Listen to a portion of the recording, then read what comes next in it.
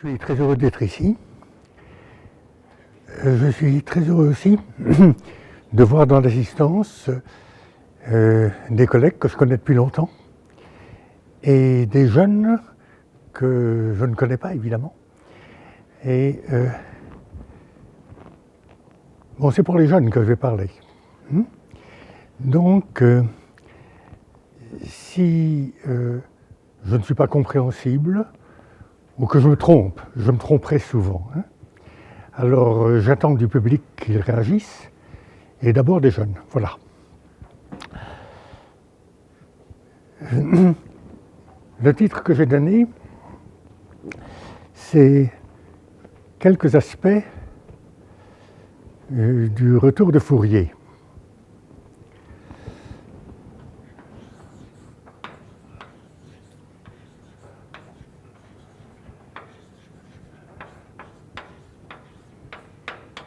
Alors, Fourier se trouve maintenant à tellement d'endroits dans la littérature que quelques aspects, on a vraiment le choix.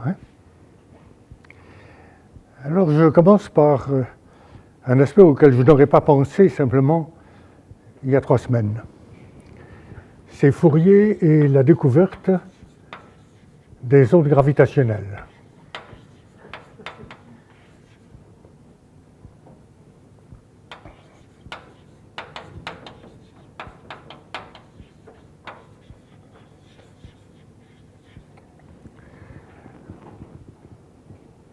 Bon, Fourier et l'astrophysique,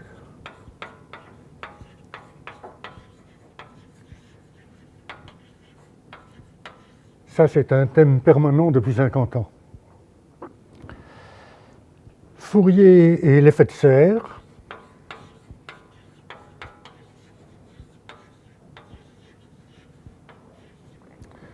eh bien ça se trouve chez Fourier, mais ça a été redécouvert, somme toute assez récemment.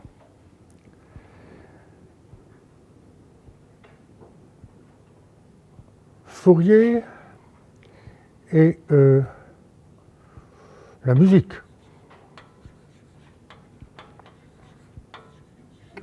Fourier et l'imagerie médicale.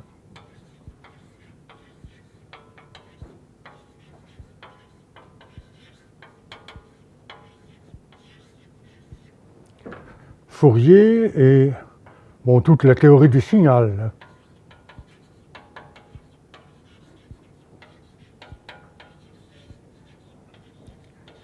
Et dans la théorie du signal, ce qu'on appelle maintenant soit compressed sensing,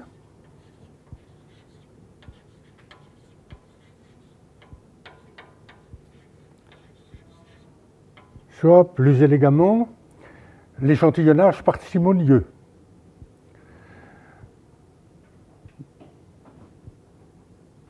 Bon, j'ai oublié ici l'âge de la Terre.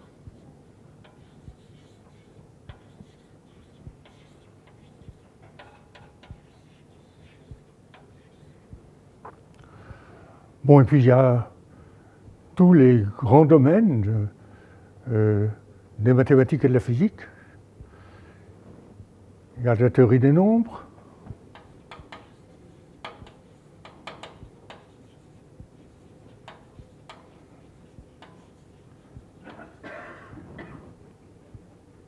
Il y a tout ce qu'on appelle l'analyse harmonique, ou analyse de Fourier, je veux dire. Analyse de Fourier, c'est l'analyse harmonique commutative. Elle s'est développée aussi dans le champ non commutatif. Analyse de Fourier, bon, dans l'analyse de Fourier, on pense maintenant aux ondelettes et aussi aux chirps. Je ne sais pas comment il faut traduire chirp en français. Dans les dictionnaires, on trouve gazouillis et on trouve aussi stridulation. Alors, bon, il paraît que les chauves-souris communiquent avec des chirps. Mais enfin, il y a une définition mathématique, on la verra. Ah oui, on la verra, parce que je ne vais pas parler de tout mais je vais parler des Schurz. Et bon, la théorie du signal, je l'ai mentionné ici, mais enfin, il y a les équations aux dérivées partielles qui sont très liées à l'analyse du Fourier. Et quand même, je signale parce que en physique et dans toutes les sciences, les phénomènes de diffusion apparaissent, même en économie et en finance, et que on se réfère forcément à l'équation de la chaleur quand il s'agit des phénomènes de diffusion. Donc, ici pour mémoire, je signale l'équation de la chaleur.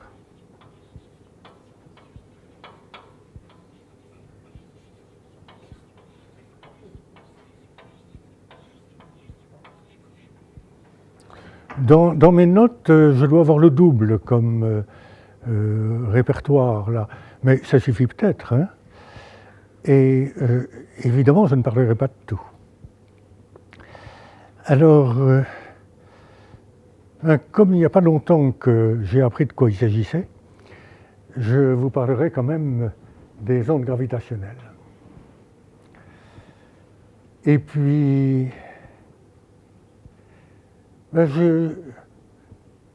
j'aimerais bien vous parler de compressed sensing. Ah ben oui, dans les 19 papiers que j'ai faits aux Annales de l'Institut Fourier, le dernier, ça doit être là-dessus, hein. Et puis, l'âge de la Terre. Alors l'âge de la Terre, c'est parce que il va y avoir un 5 à 7 de l'Académie des sciences à Paris en janvier. C'est après les séances ordinaires de l'Académie. Il y a de temps en temps des 5 à 7, en admettant que la séance se termine à 5 heures. Alors les 5 à 7 touchent à tous les problèmes possibles. Et le prochain 5 à 7, c'est sur l'âge de la Terre, avec comme titre, je crois, comment la Terre passa en quelques siècles, comment l'âge de la Terre passa en quelques siècles, de quelques milliers à quelques milliards d'années. C'est un beau sujet. Mais je ne vous raconterai pas toute l'histoire du sujet de l'âge de la Terre, mais simplement la façon dont Fourier intervient là-dedans. Et bon, les ondes gravitationnelles, ben, ça sera en relation justement avec les ondelettes et les Schurz. Le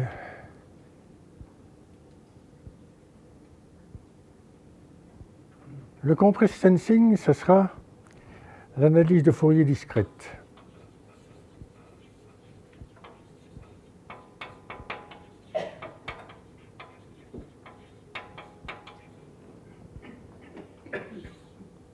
L'âge de la Terre, ce sera l'équation de la chaleur. Et puis, j'avais bien l'intention de vous parler d'un aspect de la théorie des nombres que j'aime bien, mais j'y renonce parce que ça fait déjà trop. Et bon, je ne vais pas dire grand-chose sur 2016 et 1966, parce que Thierry Gallet a bien fait le point. Alors,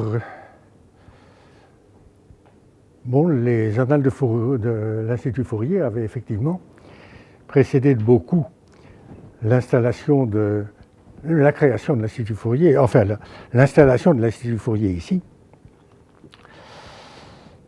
Et même juste avant la création des annales de l'Institut Fourier, dans le dernier numéro des annales de la faculté des sciences de Grenoble, il y avait un article tout à fait recommandable. C'était Laurent Schwartz, Théorie des distributions et transformation de Fourier. Et cet article a précédé l'édition de la théorie des distributions de Laurent Schwartz. C'est l'acte de naissance de la théorie des distributions. Et en même temps, vous voyez qu'il l'associe d'emblée à la transformation de Fourier. Donc ce n'est pas complètement hors de propos d'en parler ici.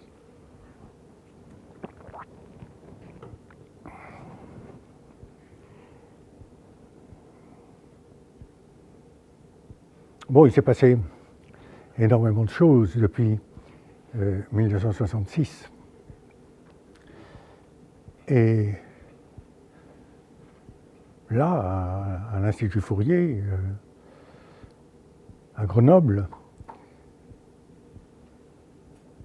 à d'autres endroits, quand je parle de Fourier, je fais l'histoire de Fourier, parce que l'histoire de Fourier est passionnante. Hein. C'est une histoire dans l'histoire de France. Hein. Mais là, je parlerai plus de l'actualité hein, que de Fourier lui-même, sauf à évoquer quand même Fourier lui-même, par exemple dans L'Âge de la Terre. Hein. Mais enfin, je ne vous parle pas. Je suppose que si vous êtes intéressé par Fourier, ben, vous pourrez toujours trouver des documents ici. Donc pour 1966, je vais simplement évoquer deux événements dans l'analyse de Fourier. Un événement, en fait, c'était la veille, et c'était l'année précédente. C'est Cooley et Tucker, la transformation de Fourier rapide.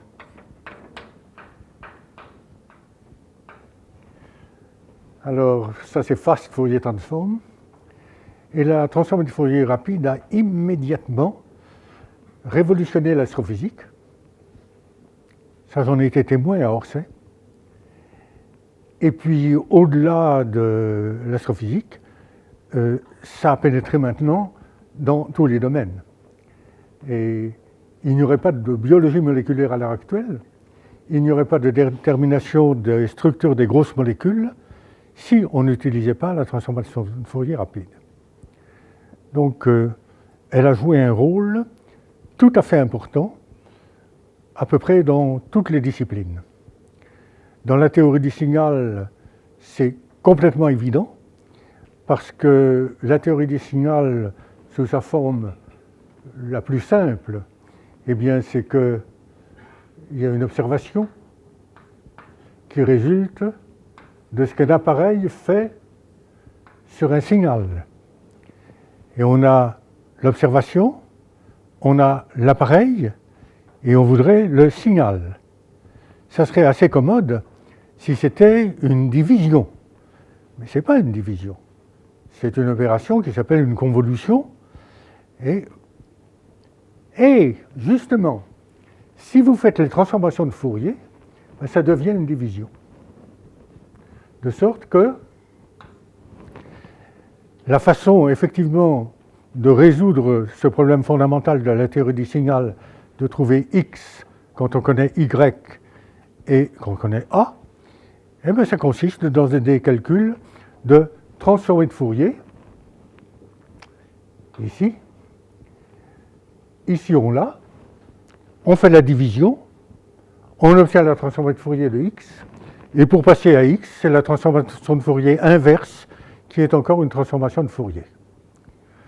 Donc, vous voyez comment, de façon évidente, la transformation de Fourier rapide peut avoir un rôle dans toute la théorie du signal.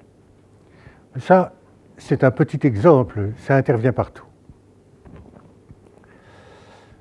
Je peux en parler plus de ça. Mais en 1966,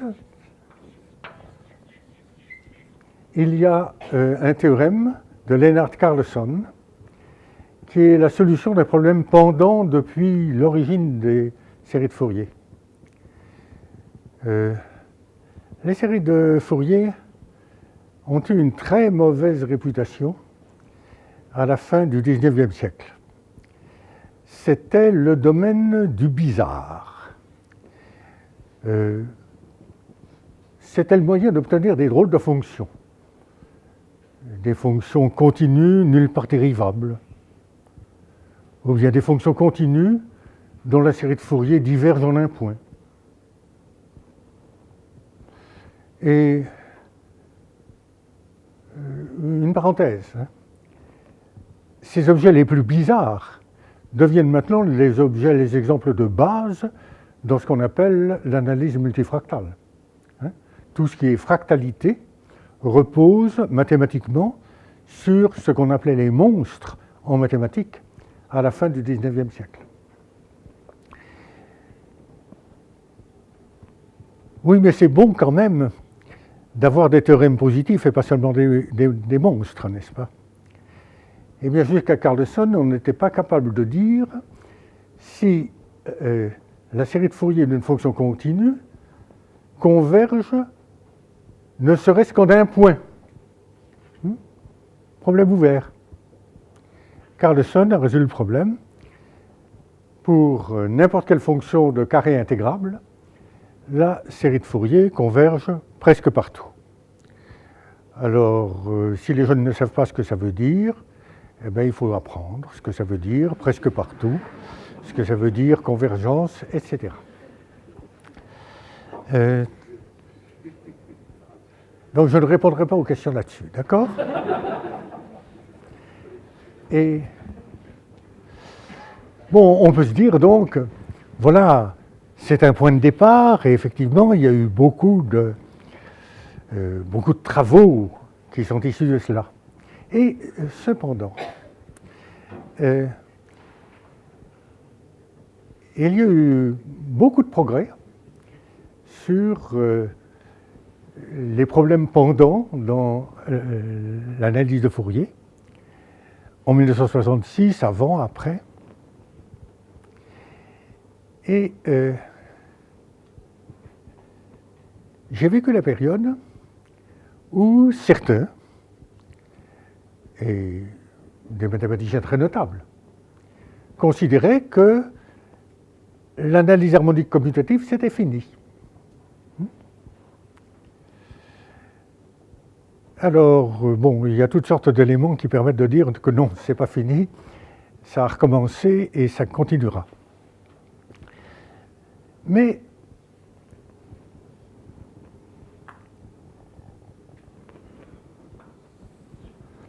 à côté du fait que l'analyse de Fourier était bien vivante à cette époque,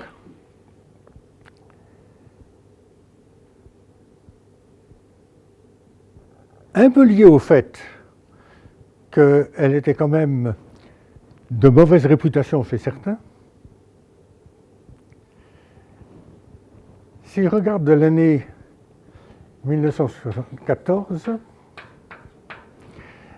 et que je regarde la version de Encyclopædia Universalis,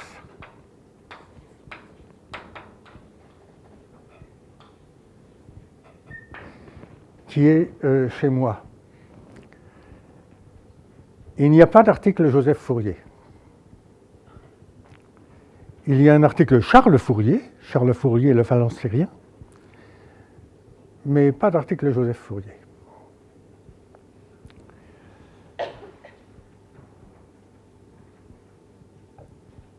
Bon, les œuvres de Fourier n'ont jamais été complètement publiées.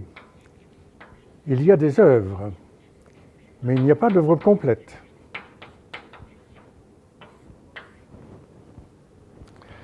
On n'a pas dépouillé les manuscrits de Fourier.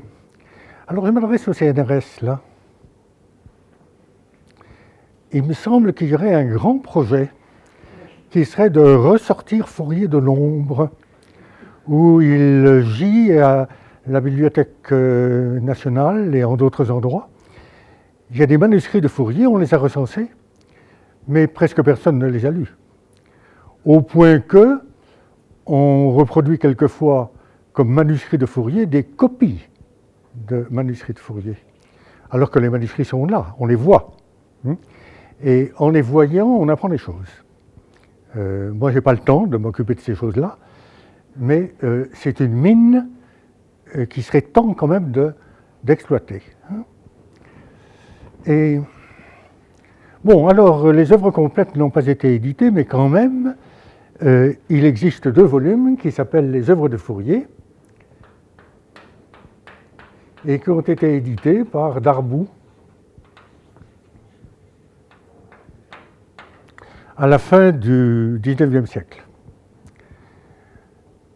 Darboux, il est connu, quand il est connu, comme géomètre, il est peu connu comme analyste.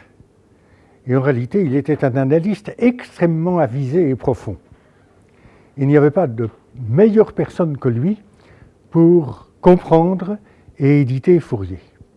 Et effectivement, dans les notes de Darboux sur ce qu'il a édité de Fourier, il est parfaitement pertinent, avisé, à la fois admiratif et critique. Bon. Mais,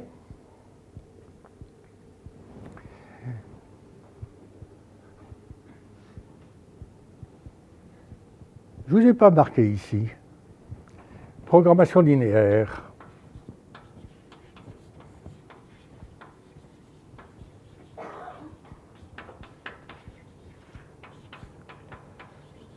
Analyse convexe, programmation linéaire, système d'inégalité.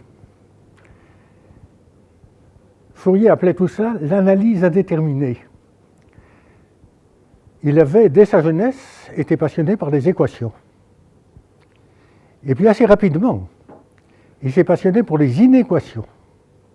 Et comment résoudre des systèmes d'inéquations, savoir si elles étaient compatibles et ce qu'elles engendraient.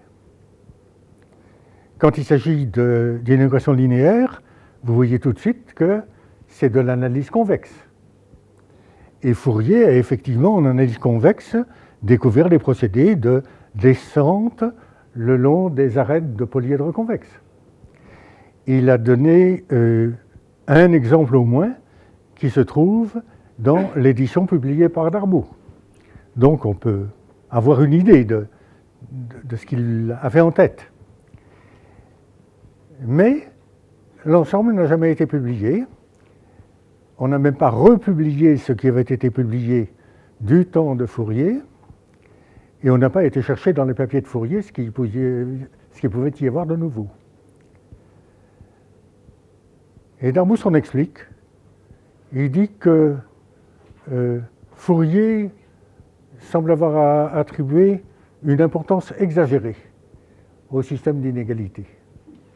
Alors c'est amusant pour nous, hein, parce que si on avait sorti Fourier à temps, il aurait été l'ancêtre de la programmation linéaire et de l'économie mathématique qui en découle.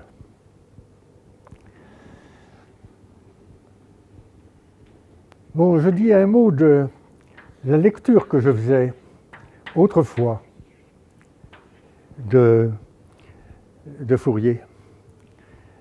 Autrefois, j'étais très influencé par les notes de Darboux, et les notes de Darboux pointent tout ce qui est incorrect. Et littéralement, il y a beaucoup de choses incorrectes. Et j'en signalerai peut-être une ou deux. Et c'est amusant, quand on est jeune, d'aller à la recherche des fautes commises par des grands hommes. Mais maintenant que j'ai pris un certain âge, comme ça se voit, alors ce dont je m'émerveille, c'est pas les scories, c'est les perles chez Fourier. Et ça, il faut les découvrir, parce qu'effectivement, il a un mode d'exposition qui n'est pas le mode auquel on est habitué. Il n'y a pas théorème, démonstration.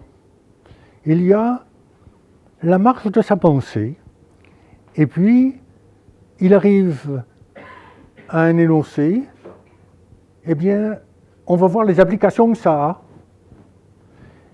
et puis ça sera démontré 20 pages après. Alors si on ne fait pas attention, on croit que ça n'a jamais été démontré.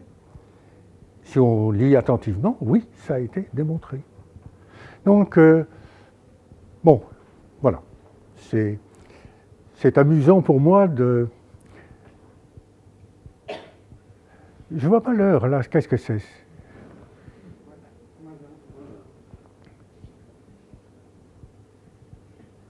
Ça avance de façon dangereuse, là.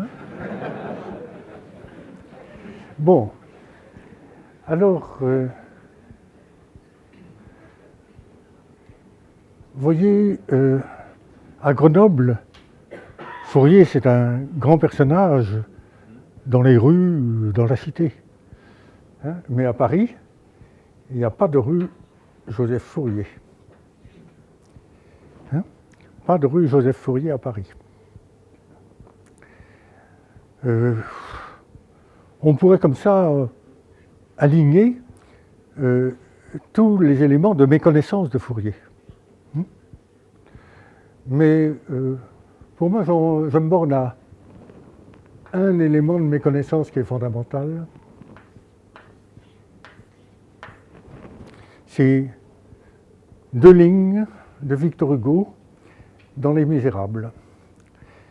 Il écrit Les Misérables en exil, et il y a un chapitre des Misérables qui s'appelle 1817.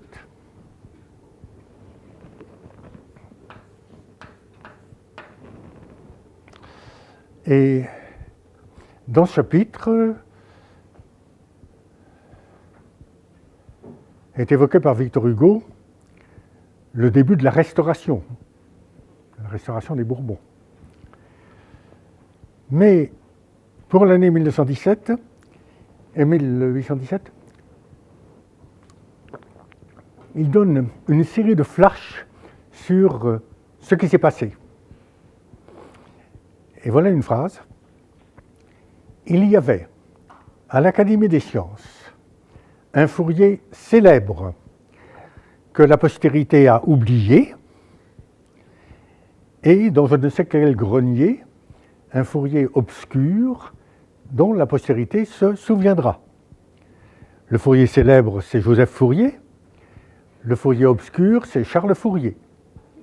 Il y a bien une rue Charles Fourier à Paris, mais il n'y a pas de rue Joseph Fourier.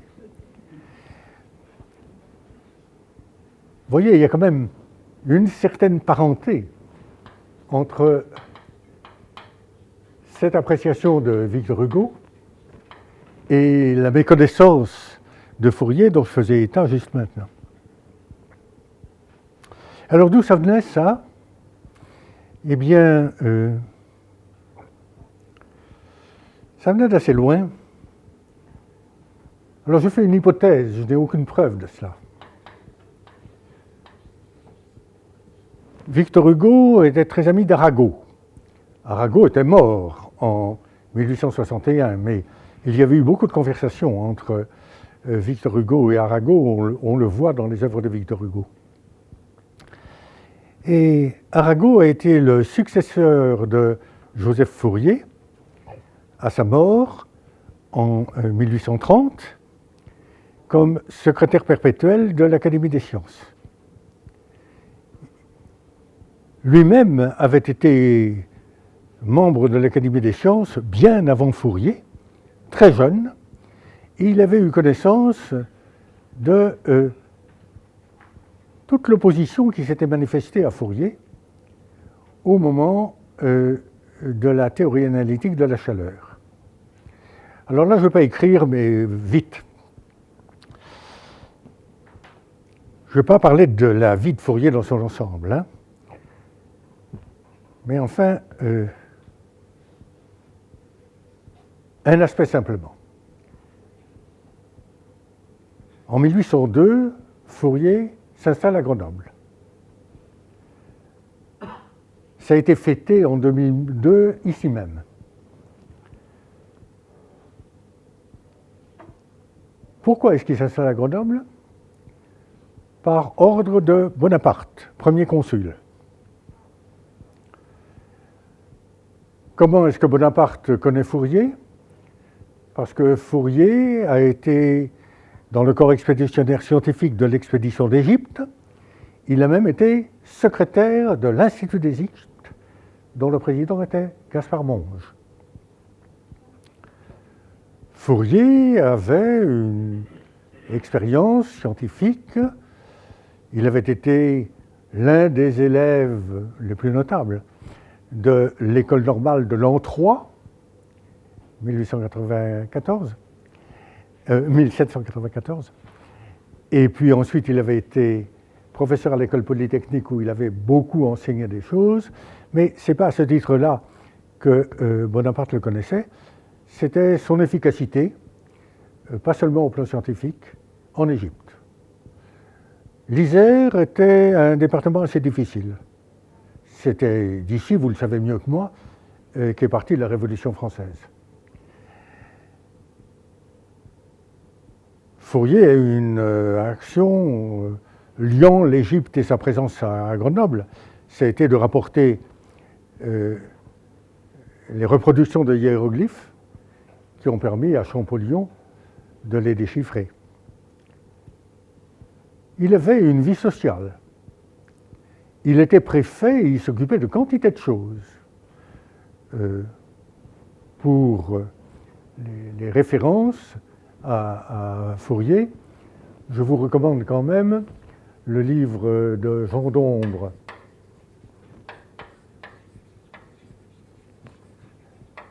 et Jean-Bernard Robert,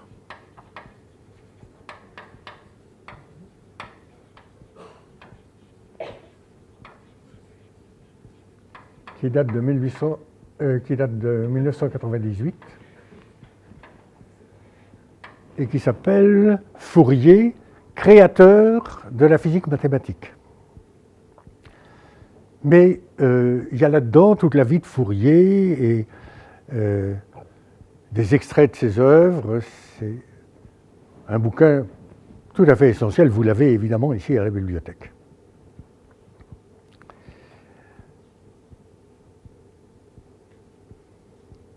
Alors,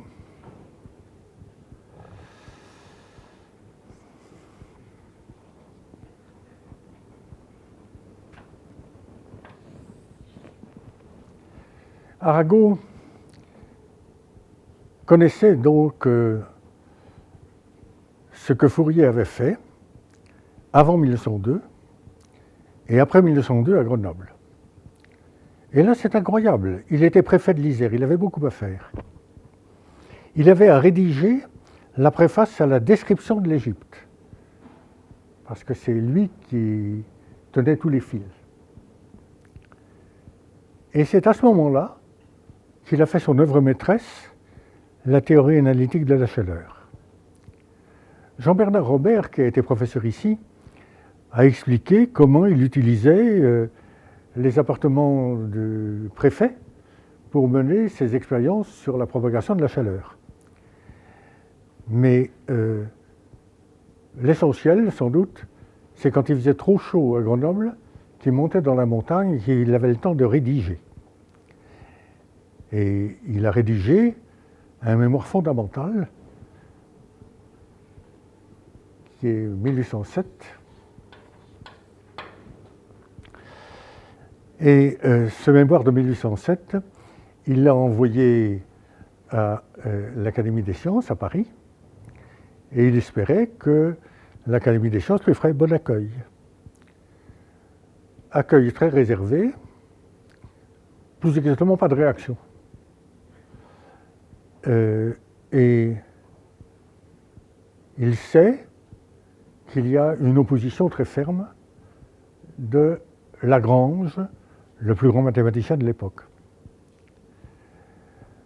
Alors je ne parlerai pas de Lagrange et Fourier parce que j'en ai parlé il y a 4 ans, dans la série Un texte, un mathématicien, en produisant une pièce à conviction que Fourier aimait mentionner à ses jeunes interlocuteurs, mais la pièce à conviction, elle se trouvait un petit peu engloutie. Elle était passée des archives de l'Académie des sciences à la bibliothèque de l'Institut, mais enfin, elle pouvait être retrouvée, et elle montre effectivement que Lagrange cherchait à démonter les arguments de Fourier, à montrer que Fourier s'était trompé, et c'était Lagrange qui se trompait. Alors là, c'est complètement incontestable. Mais toujours est-il que 1807, c'est la première méconnaissance de Fourier.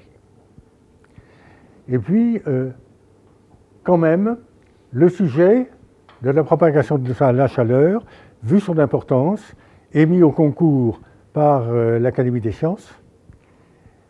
Et Fourier remanie son manuscrit de 1807, l'envoie à l'Académie, et il obtient cette fois le prix. Il faut dire que dans l'intervalle, il y avait un échange de correspondance, parfois très vif, entre Fourier et Lagrange d'une part, Fourier et Laplace d'autre part. Et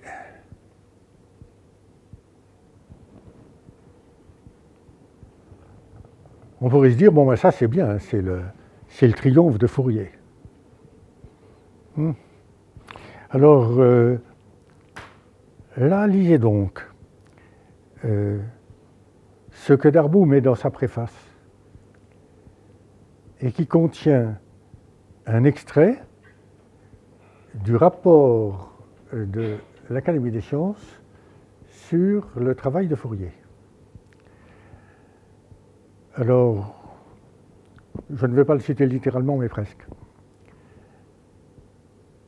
Ce rapport contient les véritables équations de la propagation de la chaleur. Et l'importance du sujet justifie que Fourier ait le prix. Quoique, il y ait des réserves à faire sur le traitement de ces équations sous l'angle de la généralité et même de la rigueur. Alors là, ça traînait comme idée que Fourier n'était pas rigoureux. Et quand on regarde, et en particulier quand on regarde cette pièce à conviction dont je parlais tout à l'heure, Fourier est d'une rigueur exemplaire, avec le langage du temps, mais parfaitement rigoureux. Et non, il lui arrive d'être imprudent. Alors, je dirais. Bon, là, voyons. C'est le moment de passer à un autre tableau, ici.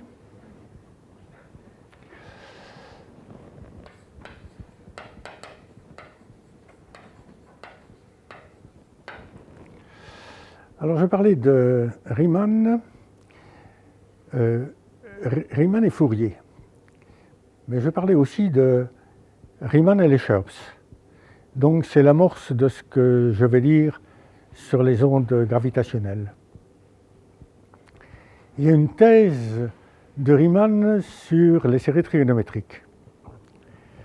Cette thèse comprend une partie historique, ensuite une partie concernant l'intégrale, et ensuite une partie concernant les fonctions qui n'ont pas d'autre propriété que d'être somme de séries trigonométriques partout convergentes. Dans la première partie, histoire, il montre l'apparition des premières séries trigonométriques pour représenter des phénomènes naturels. Eh bien, c'est au XVIIIe siècle avec Daniel Bernoulli et dans la théorie des cordes vibrantes. Et l'inspiration de Daniel Bernoulli, c'était clair. Un son, c'est une superposition d'harmoniques. Si le son est représenté par une fonction, cette fonction doit être somme d'une série de sinus et de cosinus qui représentent les harmoniques. Opposition assez ferme à ce moment-là de tous les spécialistes du domaine, de tous les initiateurs de l'équation des cordes vibrantes, d'Alembert et Euler, et aussi opposition très ferme de Lagrange. Lagrange savait qu'on ne peut pas représenter une fonction comme somme d'une série trigonométrique. Et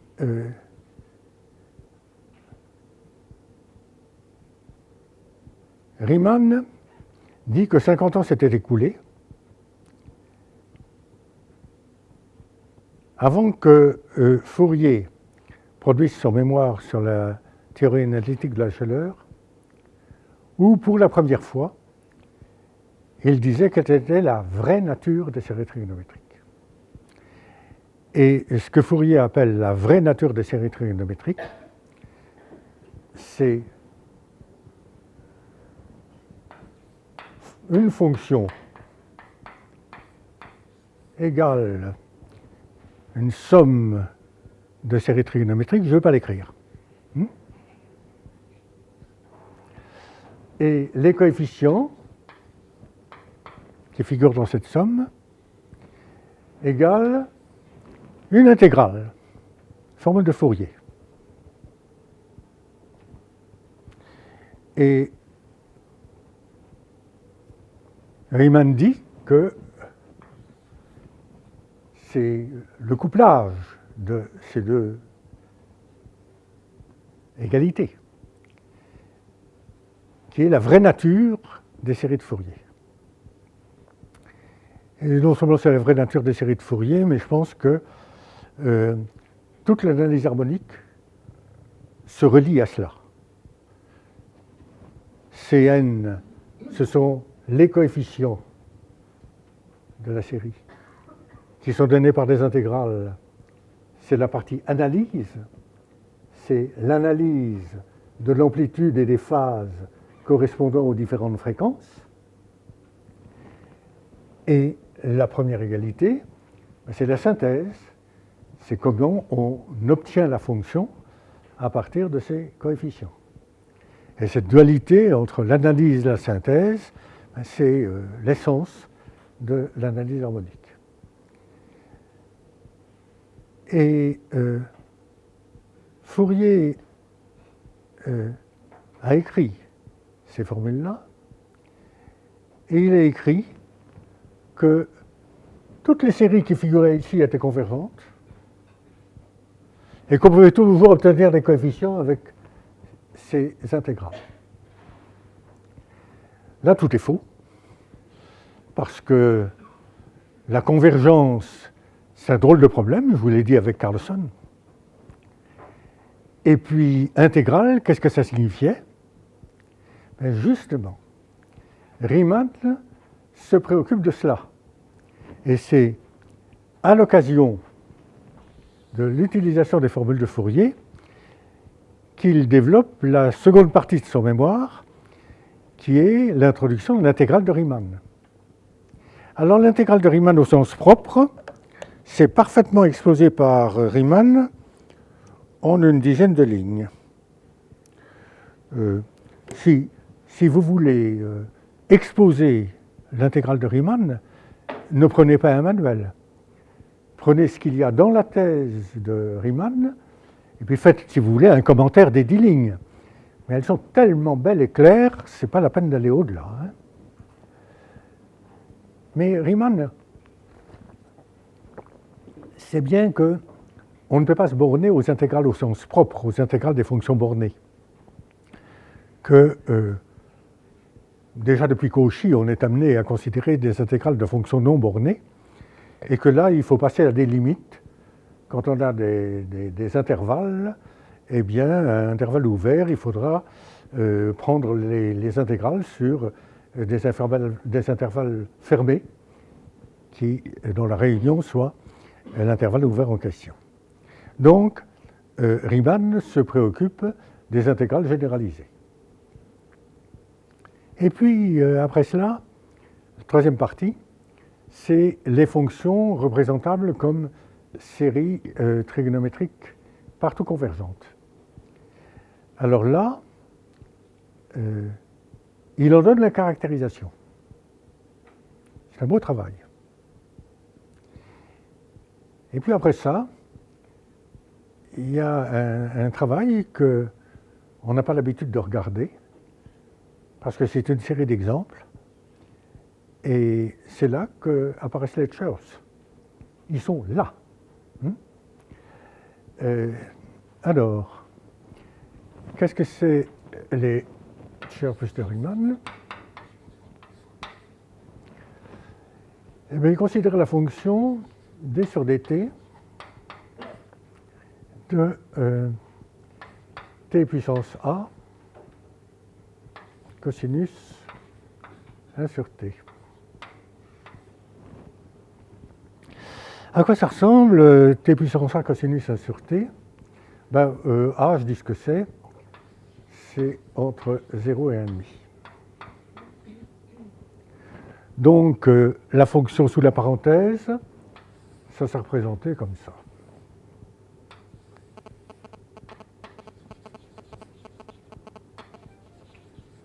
D'accord? Alors donc, là, vous aurez beaucoup d'oscillations avant d'arriver à ce point-là. Et puis, si vous prenez la dérivée,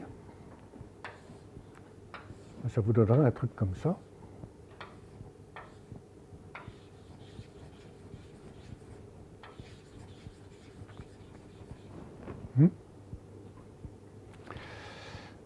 Et pourquoi est-ce que Fourier a introduit cela? C'est parce que c'est un exemple de fonction intégrable, intégrable au sens intégral généralisé, que les formules de Fourier ont un sens pour cette fonction-là, et que les coefficients de Fourier ne sont pas bornés. En termes actuels, il n'y a pas le théorème de Riemann-Lebesgue. C'est une fonction qui n'est pas intégrable au sens de Lebesgue. Là, il donne ça comme exemple, mais pour montrer cela, il s'attache à étudier les fonctions qui s'écrivent comme ça.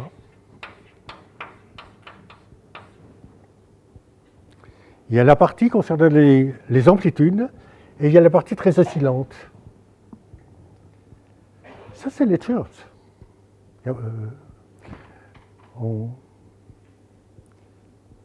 Alors maintenant,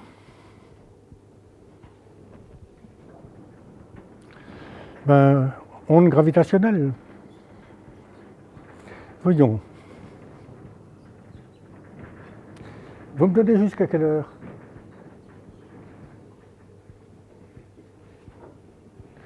Bon. Comment? Midi et quart. Alors, ondes gravitationnelles, bon, la découverte des ondes gravitationnelles, vous savez, c'est récent. C'est-à-dire, les enregistrements ont été faits en 2015, à la fin de 2015, mais le dépouillement et la vérification, c'est seulement 2016, donc c'est une découverte de cette année. Et c'est une découverte absolument bouleversante. Alors, ma source d'information, c'est un cours donné par Yves Meyer, et dont je n'ai pas d'autre référence que le fichier qu'il m'a envoyé. Et voilà. Mais il y a également, sur le même sujet, un très bon exposé de Patrick Flandrin.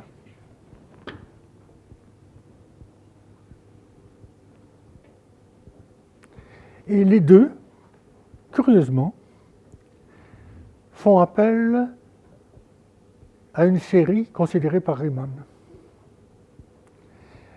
Alors, j'aurais pu mettre ça sur l'autre tableau parce que c'est toujours Riemann. C'est toujours Riemann, mais ce n'est pas dans les œuvres de Riemann. C'est dans les œuvres de Weierstrass. Weierstrass a été le premier à produire une fonction continue sans dérivée. Mais c'est sur une idée de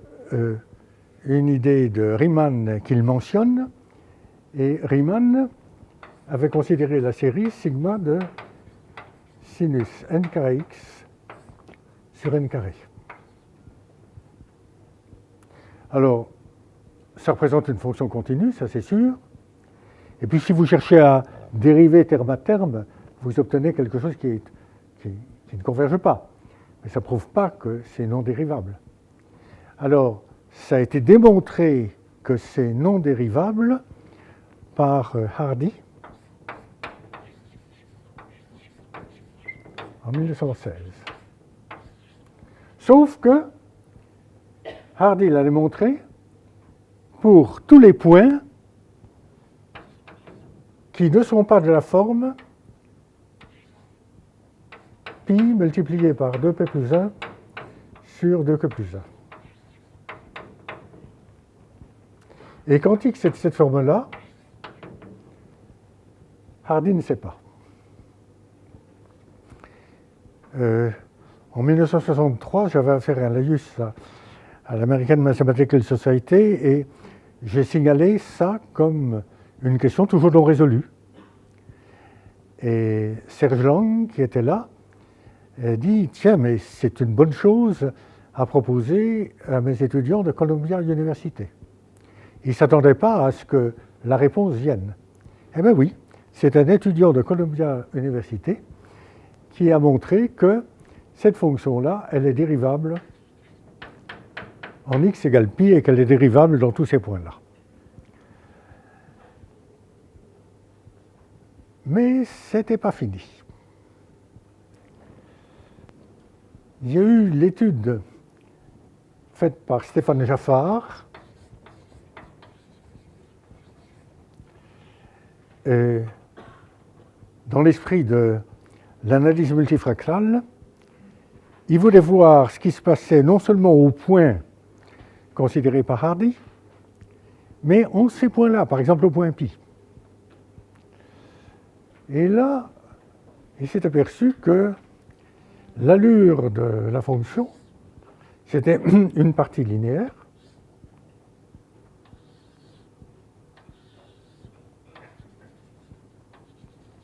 et puis un chirp. Et le terme de chirp est apparu à ce moment-là. Et c'est ensuite Yves Meyer et Stéphane Jaffard qui ont un peu développé la théorie des Sharp et leur usage dans pas mal de domaines. Alors, quel rapport avec les ondes gravitationnelles? Les signaux sont des signaux très courts et noyés dans le bruit. On ne pourrait pas les trouver si on ne connaissait pas leur forme. Et justement, on connaît leur forme, et leur forme, c'est des chirps. Alors ça, c'est le résultat de travaux théoriques, Thierry Dabour et autres, mais aussi maintenant de l'étude expérimentale. Ce qu'on voit, c'est effectivement des chirps. Et Yves Meyer signale donc l'intérêt des travaux de Jaffard, et puis il a, si vous voulez maintenant en savoir plus, vous pouvez regarder à Sergei Klimenko. Si vous regardez Sergei Klimenko dans Google, vous verrez qu'il doit y en avoir une vingtaine qui portent exactement ce nom-là. Mais il y en a un seul qui est mathématicien, et il y a effectivement un travail de lui qui est parfaitement clair sur cette question. Il faut connaître ce qu'il appelle le pattern du signal pour arriver à le retrouver. Et le pattern, ce n'est pas autre chose que chirp. Bon, sur les ondes gravitationnelles, c'est tout ce que je dirais. Et voyons, ça veut dire que j'ai 7 minutes encore? Bon, alors je vais être un petit peu rapide. Sur compressed sensing, c'est un très joli sujet. Et c'est un sujet d'analyse de Fourier discrète. Et le mieux, c'est que je n'en parle pas. J'ai renoncé à vous parler de la théorie des nombres, autant renoncer aussi à vous parler de compressed sensing. Je préfère vous parler de choses que je ne connais pas, finalement. Les ondes gravitationnelles, je n'y connais rien. Et l'âge de la Terre, pour moi, c'est une découverte toute nouvelle. Mais c'est beaucoup plus amusant pour moi de parler de ça que de parler des choses que je connais trop. Alors on va terminer avec l'âge de la Terre et quelques commentaires.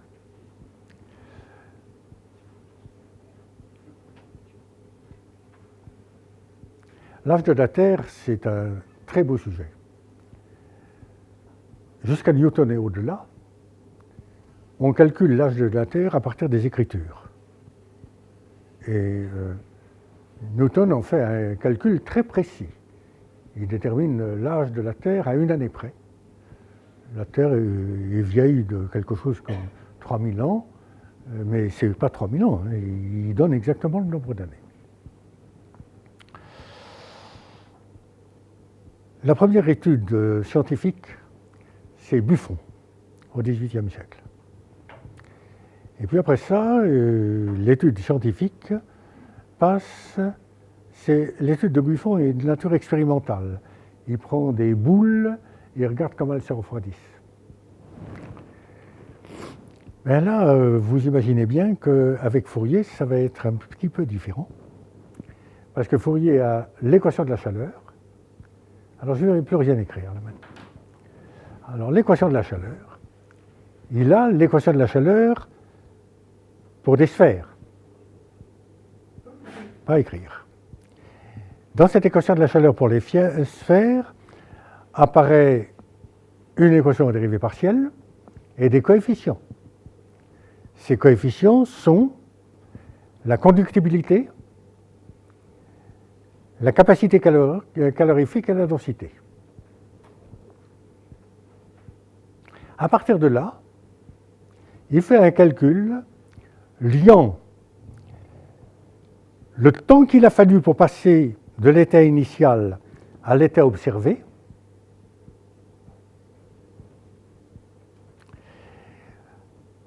l'état observé, en quoi consiste l'observation? Ça consiste à regarder le gradient de température à la surface. C'est-à-dire, c'est pas difficile, quand on descend de 30 degrés, quand on descend de 30 mètres, la température augmente d'1 degré. Alors, c'est selon le cas, 30 mètres, 40 mètres, bien comme ça. Quant à la température initiale, qui intervient dans la formule, eh bien, on peut l'évaluer à la température du fer fondu. Et quand même, je vous écris la formule parce que Villani, qui a attiré l'attention sur la contribution essentielle de Fourier, n'a pas écrit cette formule-là. Et elle est littéralement chez Fourier.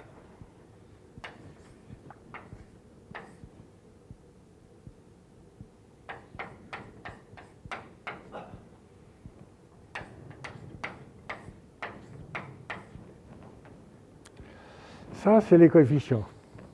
On ne les connaît pas très bien. Ça, c'est la température initiale. On ne la connaît pas très bien, mais on peut avoir une idée. Ça, c'est le gradient de température. Là, on le connaît bien. Il suffit de le mesurer à la surface de la Terre. Si on fait des hypothèses très simples sur cette température et sur les données que Fourier donne comme données probables, ici c'est de l'ordre de 1000, alors T, il faut savoir que c'est mesuré bizarrement en minutes, de sorte que si on veut passer aux années, il faut savoir qu'une année, c'est un demi-million de minutes. Mais Fourier ne fait pas le calcul. Il dit simplement, il faut un grand nombre de siècles. Et il dit quelque part, pour avoir une vue exacte du phénomène, il faudrait remonter sans doute à plusieurs millions d'années. Alors là, on se réfère souvent à Kelvin et à Darwin pour donner une idée de l'âge de la Terre qui soit qui ne soit pas l'idée banale, si vous voulez. Et vraiment, elle se trouve chez Fourier, sauf que, et c'est une remarque de Villani qu'il faut méditer, Fourier avait cette formule-là. Il suffit de donner des valeurs numériques approximatives pour voir que c'est entre 1 million et 10 millions d'années, et Fourier ne le dit pas.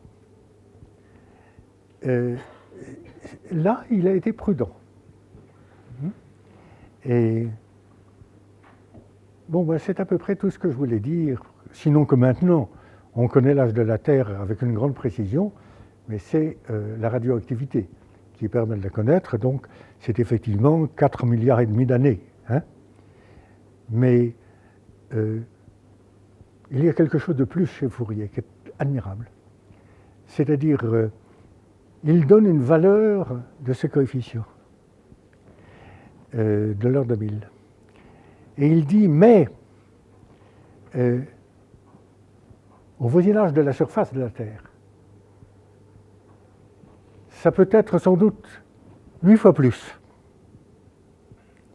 Comment il le sait, ça je n'en sais rien. Mais les critiques qui ont été faites à Darwin, c'était d'avoir supposé la conductibilité uniforme dans toute la Terre. Ça a été les critiques de Holmes. Eh bien, Fourier a devancé ces critiques en disant qu'on devait tenir compte de ce qui se passait sur ce que nous appelons maintenant le manteau, le voisinage de la surface. Bon, voilà, j'ai fini avec ce que je voulais vous raconter. Et l'heure est là, mais je vais prendre une minute.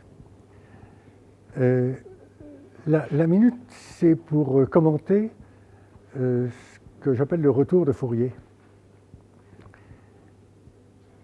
Pourquoi est-ce que Fourier a été ignoré si longtemps?